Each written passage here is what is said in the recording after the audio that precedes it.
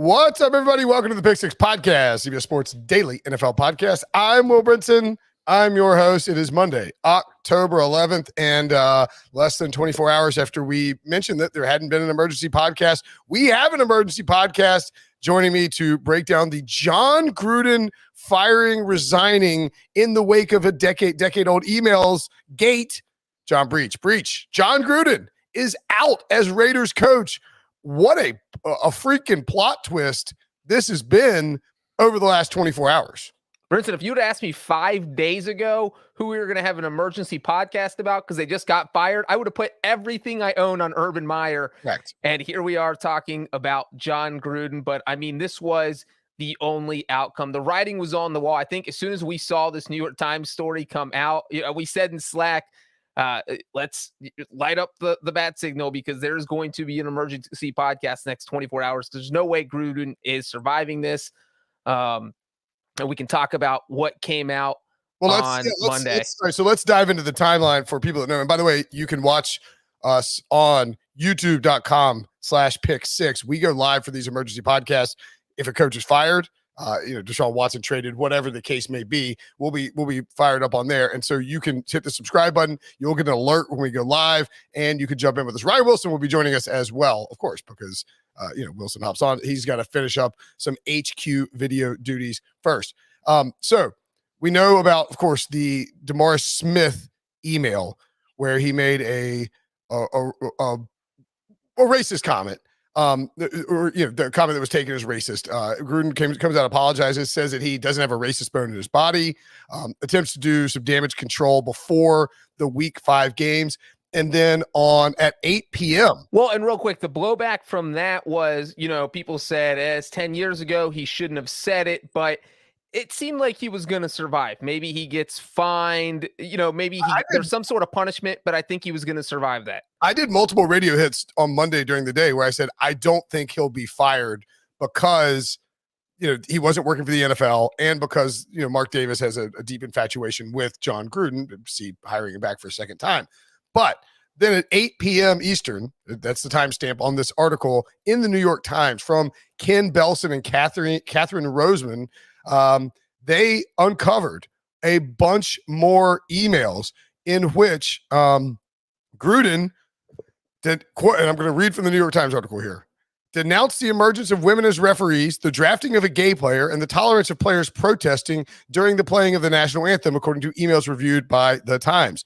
Gruden's messages were sent to Bruce Allen, the former president of the Washington football team. Bruce Allen, since fired, of course, by WFT, Allen was using his Washington football team email address to go back and forth with Jon Gruden and several other of their friends. And what happened was, with the NFL doing an investigation into the Washington football team and sexual misconduct at the workplace, they reviewed 60,000 emails that went out across over the past 10 years. I think the number is actually 650,000. Oh, really? Yeah, so 10 times more than. So it's an astonishing number. A ton of emails they reviewed. And because Bruce Allen was using his work email for personal communication, they came across all these emails with Gruden involved. Gruden. Oh boy, let me make sure. The New York Times has listed the words that they say. Gruden, in the emails, Gruden called the league's commissioner, Roger Goodell, a homophobic slur that starts with an F. He also called him a, quote, clueless anti-football PUSSY. And he also said that the Goodell should not have pressured Jeff Fisher, then the coach of the Rams, to draft a plural homophobic slur that starts with a Q, a reference to Michael Sam, who was, of course, the gay player chosen by the Rams in the 2014 NFL draft. In numerous emails during a 7-year period ending in early 2018, which I think is important, Breech, because that is a lot more. You can't shrug this off as I said this 10 years ago. Gruden criticized Goodell and the league for trying to reduce concussions and said that Eric Reed, a player who had demonstrated during the playing of the national anthem, should be fired. In several instances, Gruden used a homophobic slur to refer to Goodell and offensive language to describe some NFL owners, coaches, and journalists who cover the league. I kind of want to know who they were. Also. It is there was no coming back from this. I mean, you can't literally every progressive movement the NFL has stood for. Like, we've never had an openly gay player in the league. Let's try and make that happen. Gruden, I don't want to see that happen. Hey, let's hire females to be officials. Gruden, I don't want that to happen. Players protesting against the national anthem. No, I don't want that to happen. And you know what's funny is that two of those three are things that pretty much, getting a gay player in the NFL, which, by the way, Gruden was coaching the only openly gay player in the league, which makes this even crazier. And having female referees are things that, most people don't bat an eye at. It's just, why would you have an opinion against it? Like, I do understand the divisiveness of the national anthem issue. Some people are on one side, some people are on the other side. But, it just the fact that he put all of this out there and comfortably, it tells you how Bruce Allen probably feels about this stuff, that Jon Gruden felt comfortable enough emailing him. And so I'm sure Gruden is upset that, he's not upset. He got let go because he got let go, but he's thinking, man, how am I the one that's taking the fall in this investigation that was supposed to take down Washington's football team, in the whole sexual harassment thing. And Gruden ends up being the guy who loses his job. So it is an absolutely crazy situation, but Gruden deserved to lose his job for it. Yeah, there was no chance that he was not going to get fired for it. Also, the Times notes some of the emails between Gruden and Allen also included businessman friends Ed Drost, the co-founder of Hooters, Jim McVeigh, an executive who is that related to Sean McVay? I don't think so. Maybe not. Anyway, an executive. Not everyone with the last name McVay is related. Ran the Outback Bowl, and Nick Reeder, the founder of PDQ Restaurants, a Tampa-based fried chicken franchise. The Times notes that Gruden used his personal email, and I can't get over this fact. Like, I don't want to tweet this because I think you need to have the context to it. But because if Jon Gruden's getting fired for the things that he said, that's why he got fired, obviously. But he's also getting fired because Bruce Allen just wouldn't use Gmail. Yeah. If Bruce Allen signs up for a personal account and sends all these emails from a Gmail account, none of this gets out there 10 years later or 5 years later or 3 years later. I mean, that's, you know what I mean? Right. Yeah. Because they're not emails that anybody's looking into because, the investigation into the Washington football team wouldn't have had access to his personal private emails, but they obviously have access to any, each person in a front office with an NFL team gets a .NFL email. So Bruce Allen's might have been bruce.allen@washington.nfl.com. If the NFL is investigating, if the NFL is investigating a team, it is going to have access to all of the emails that are sent from accounts on that team. Like the NFL has them on the NFL server, like you're saying. Again, like nothing that they said is cool at all, but just get it. I bet I could just picture. I was picturing them. Can't you picture Gruden or somebody being like, Bruce, should you be sending these from your team email account? He's like, Dad doesn't care what I do, bro. Like, it's something like that. Anyway, Gruden has now been fired. He met with Mark Davis. Our Jason Lockenfor, CBS Sports NFL Insider, notes that they actually knew about all these emails on Friday when the league sent them to him, and let him coach on Sunday. Not a great look for the Raiders to have done that. Well, the thing that's interesting about that is the Raiders announced, apparently a lot of people missed this because there were a couple of reports today that there were more emails before the New York Times story came out. And the Raiders literally announced on Friday that they had been sent multiple emails, not just well, did you see, hold on, let me see. So Jon Gruden on Sunday, I saw this on Sunday. Chris Mortensen had a report up yesterday on Sunday afternoon. Did you see this? Yeah. Like Jon Gruden talked to Chris Mortensen about these emails. And did I see it? I wrote a story about it, Brinson. Give the program. Well, but in it, he said, I swear it had a quote in here. He said like he called, I was in a bad frame of mind at the time in 2011, and I called Roger Goodell a bleep in one of these emails too. The Raiders coach told ESPN on Friday night. The league official would not address the specific vitriol Gruden directed at Goodell. So Gruden didn't tell Mortensen either what the word was. And on Sunday, I was trying to figure it out. Because if Well, no, let me chime in here real quick, because when I was writing the story on that, I was trying to figure it out, because you want to do what you did earlier, where you were trying to hint at what the word is so that people know. So Yeah. they get a better idea of the totality of the situation. And with this one, there's no, I feel like ESPN had to know it, because they took it out in a journalistic way that implies they knew what the word was, but they just weren't going to publish it because it was offensive.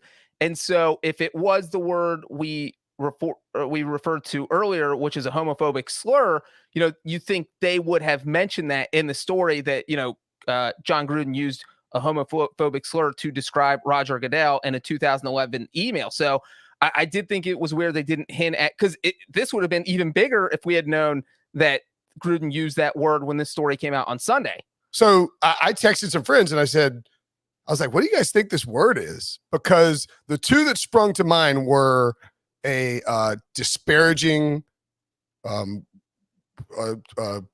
word that starts with a C and is 4 letters, or the homophobic slur that starts with an F. Those are the first two that came to mind. Because I thought of the F word, but not the homophobic one. The other one that people use, because you wouldn't print that either. No. But you would I feel like you would go like F bleep bleep bleep, or I don't know. Anyway, I thought it was odd, but it sort of flew under the radar until today with the New York Times story posted. So Jon Gruden is out. I mean, do you think that this is the end of?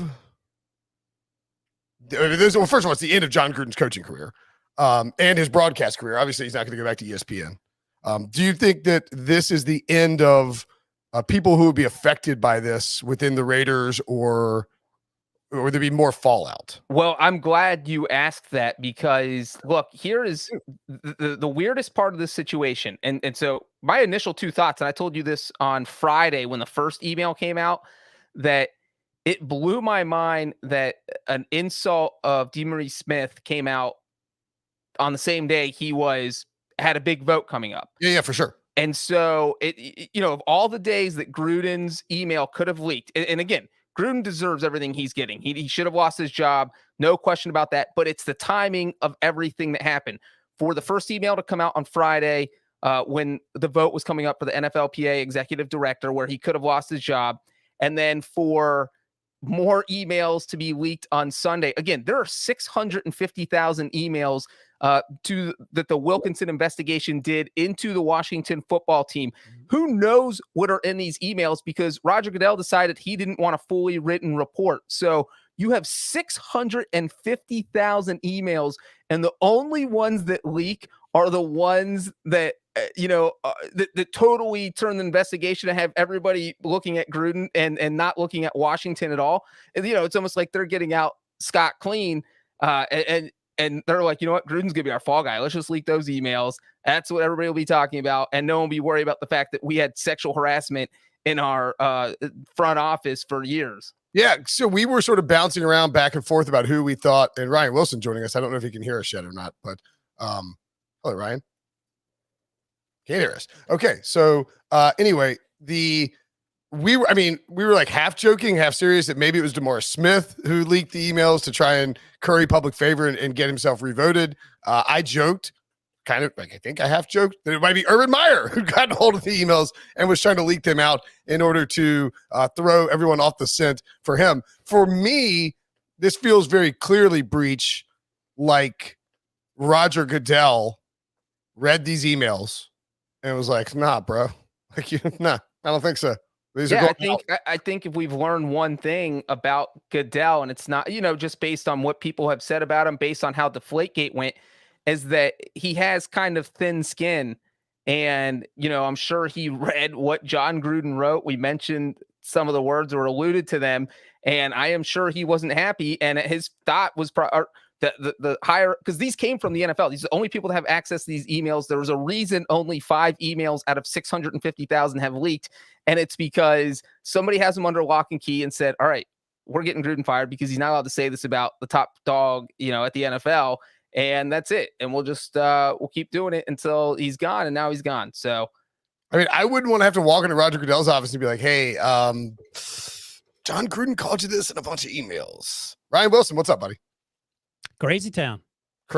This is the We've never done an emergency podcast for a firing in the middle of a Monday Night Football game. I don't believe. Resignation, right? I want to ask you, and I know you don't have it, but I want to ask you anyway because this is what I do. What if you had to guess? I tried to look and I couldn't remember what the preseason odds were. I mean, it must have been 500,000 to 1. He was there. He was in the mix with Belichick and like for even the first coach. Not even if you got him as first coach fired, he didn't get fired, so you don't cash that ticket. Is that right? They would cash that ticket, I think. Oh, okay. Yeah, I mean, I would guess that the resignation thing, because remember, Jon Gruden signed a 10-year, $100 million contract with the Raiders when he came back. Jon Gruden was on the list. I'm looking at OddsShark preseason, September 9th, so the day before the season started. Gruden was plus 1,000. So not even like fantastic. No, that's not great. Yeah, is that like middle of the road? That Matt Nagy was first, Zimmer was second, Zach Taylor was third, Vic Fangio was fourth, and Gruden was fifth. Wow. See, now oddly enough, they ended up being correct, but those were bad odds for Gruden at the time because there's no way he was getting fired for performance on the field. Like those are odds for Mike Mayock getting fired. Yeah, exactly. Mike Mayock. I mean, you don't want to talk about winners and losers per se in this because it's it's all a heinous affair with the things that Gruden said. But Mike Mayock, if the Raiders had collapsed this year, Mike Mayock probably was going to be the scapegoat for Jon Gruden and the lack of talent on the roster. Now, I would bet that Mike Mayock will have Mark Davis's ear and be allowed to hire the coach that he wants to hire next, which is a fascinating turn of events if you are the current GM of the Raiders. Yeah, Prisco seems to think that Mayock still may be gone after the year. Prisco also mentioned that Gus Bradley should get the interim job. We'll get to all that stuff. I don't know what you've talked about. That's why I'm just talking. All we've done is condemned the horrible language that John. Did you talk about JLC's report? Yes. Yeah. Any thoughts on that? I mean, that makes Mark Davis look worse than that bowl cut haircut he has. I don't know how you explain that other than to hope, I would imagine. Oh, I see. Breech. Right, so I'll tell you what. Let me ask you this real quick. So those come out Friday night. So you're Mark Davis. Do you fire your coach the day before the game, or do you suck it up and say I'm a billionaire? I can kind of I'm not. My team's already going to be thrown into disarray. I'm not going to throw them into total. I mean, they played like Gruden got fired on Friday anyway. If you watched them on Sunday. Then the question becomes: are you going to do the right thing, or are you going to do what's in the best interest of you and your team? And he did what's in the best interest of him and his team. And at the end of the day, there won't be any repercussions for him. So I on some level, I understand it. But if you and here's the other thing. And we were talking about this last summer when everything changed, quote unquote, in the wake of George Floyd stuff that happened, and everything's supposed to change. And Mark Davis was sort of not out in front, but he was certainly was having the conversations like everyone else was. And this was an opportunity to sort of do the right thing. And I just said on HQ, it wasn't just sort of the racist comments. You could literally check every box of people who aren't in the majority, and Gruden hit it in those emails. So I think that was an opportunity for Mark Davis to do the right thing, but at the end of the day, it doesn't really matter. He won't get in trouble for it. And he let Jon Gruden, that's going to be Jon Gruden's last game in the NFL, getting whooped up on by Matt Nagy. Yeah. And Khalil Mack, the guy he traded away.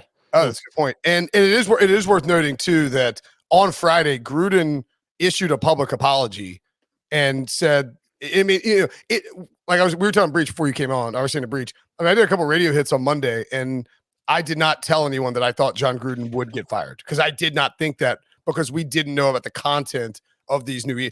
I don't think he gets fired off just the DeMaurice Smith email. But here's the thing: Jon Gruden knew when he gave that post-game press conference that I am not a racist. I don't have a racist bone in my body.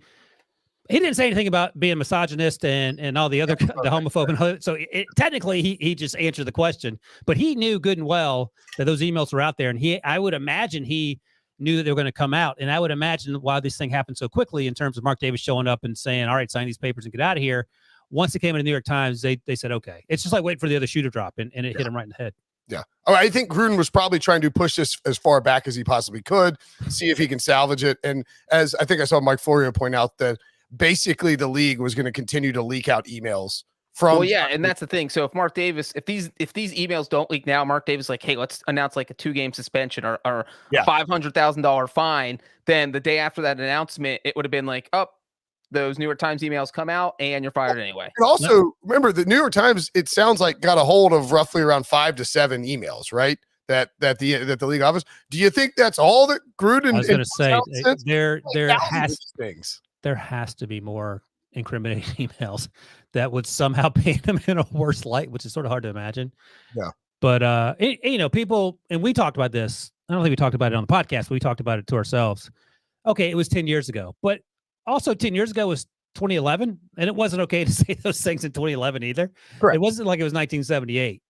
And you could get away with it on some level, but there's no coming back from that.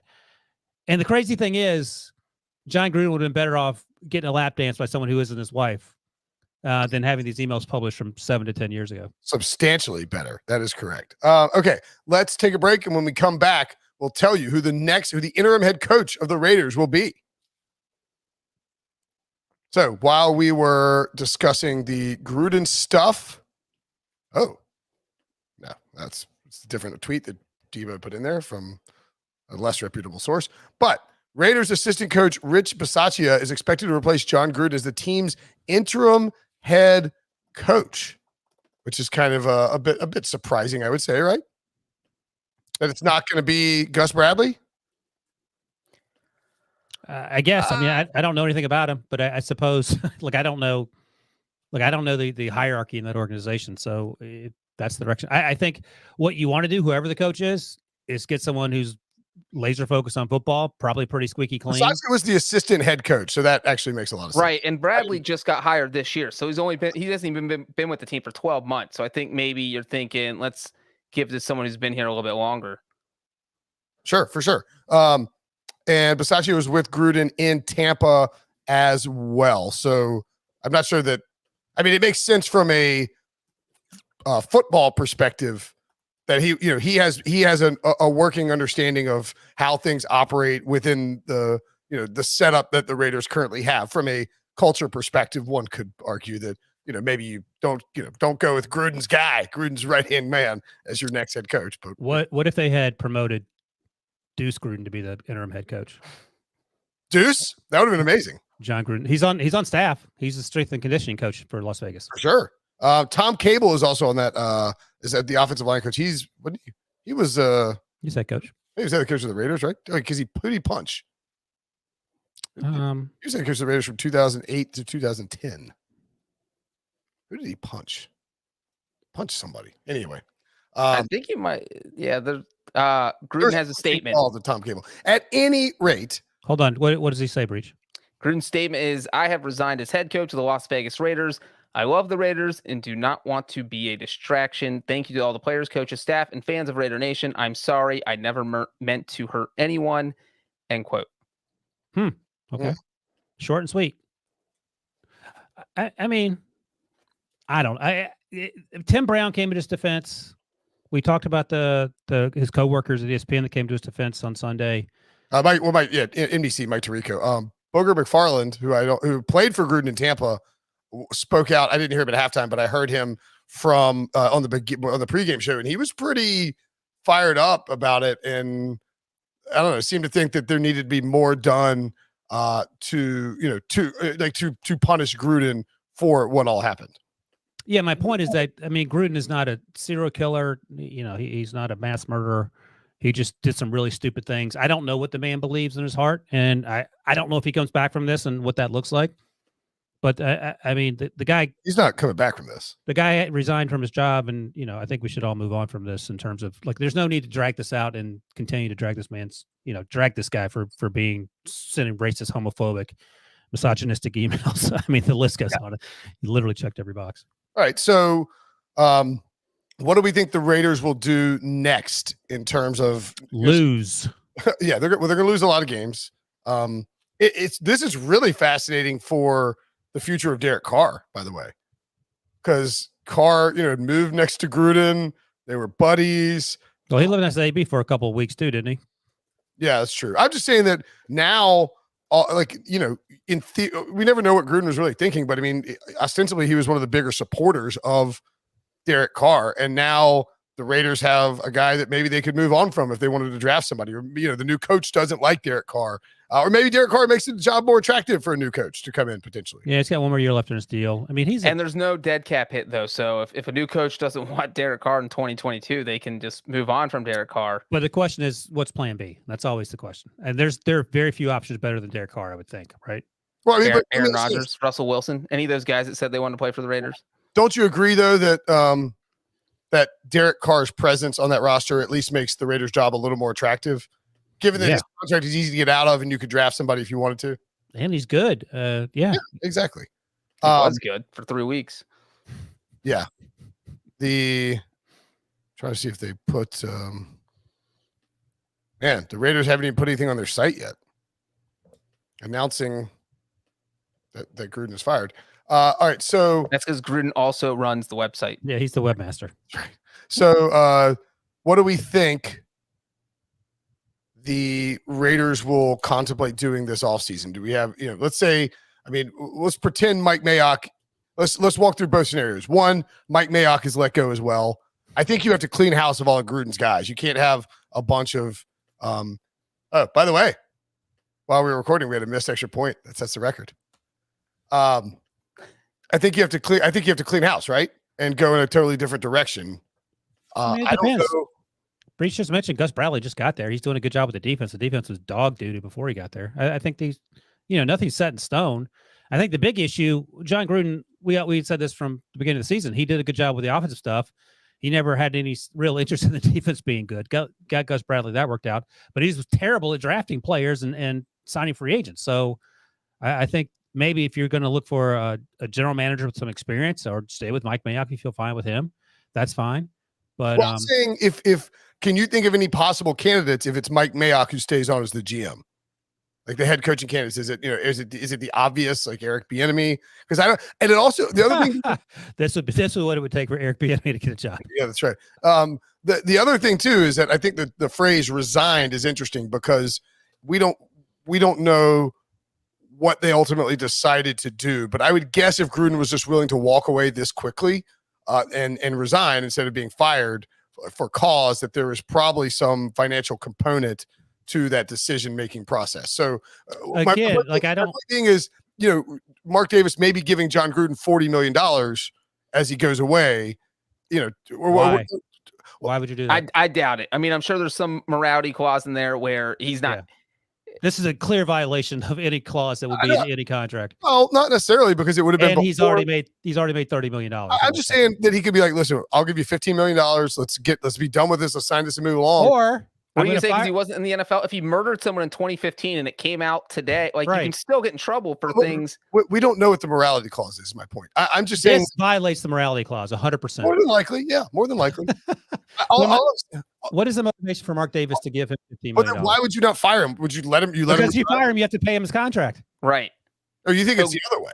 No, yeah, when you resign, you don't get anything. You get the money. That's the whole thing with Shad Khan and Urban Meyer. Right. Shad Khan is. It all depends on what they do. But I mean, yes, I understand what you're saying. If you fire him and you have to pay him, but if you fire him for the morality clause, you don't have to pay him either. I mean, so we don't. My point is that we don't know the full scope of that, and the whatever money might have been that Jon Gruden might get could potentially influence how much they want to spend on the next head coach. Is my point.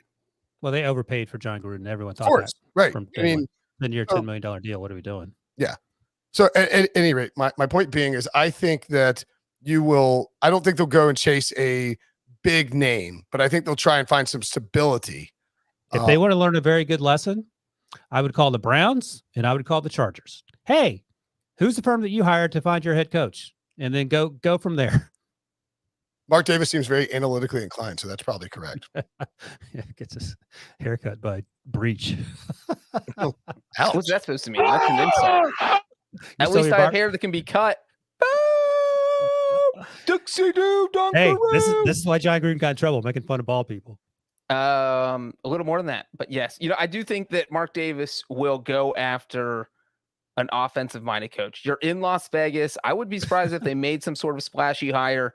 Like you mentioned, someone mentioned Bieniemy. I think Josh McDaniels. Maybe this is the job that eventually gets him to leave New England. He's a known commodity. Brian Daboll for the Bills. Brian Daboll, maybe Joe Brady.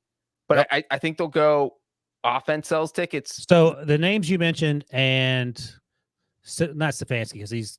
Hey, how about Matt Eberflus, who is holding the Ravens to 3 points as we speak?